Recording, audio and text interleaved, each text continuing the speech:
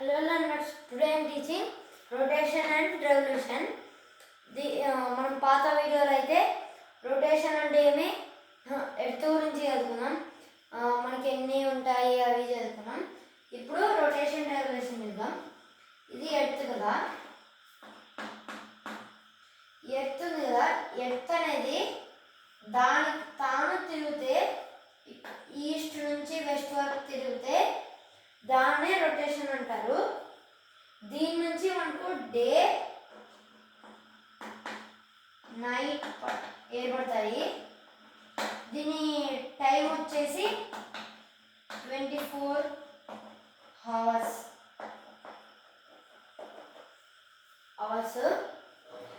ఇక్కడ మనకి ఎర్త్ ఇక్కడ నుంచి ఇక్కడ దాకా వెళ్ళేదాన్ని ఏమంటారంటే రొటేషన్ అంటారు. దీని నుంచి మనకు డే అండ్ నైట్ ఏర్పడతాయి. దీని డ్యూరేషన్ పీరియడ్ వచ్చేసి 24 hours. రెవల్యూషన్ అంటే ఇంకా ఈజీ.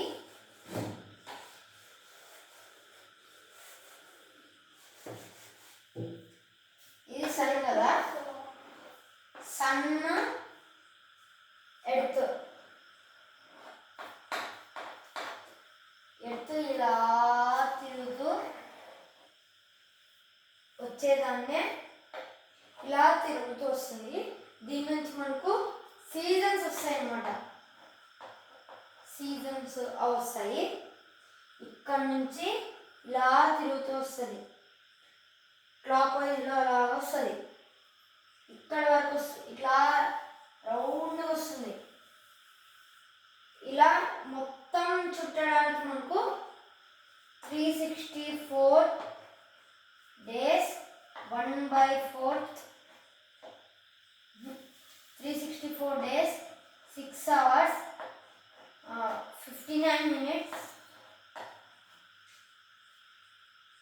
4 minutes పడుతుంది. మనకు 365 days పడుతుంది. చాలా మనకు 1/4 రాసుకుంటే 364, అలా 365 days 6 hours 59 minutes 4 minutes పడుతుంది మనకు. ఇదంతా జరగడానికి మనకు ఇంత టైం అనేది పడుతుంది. ఇదంతా టైం.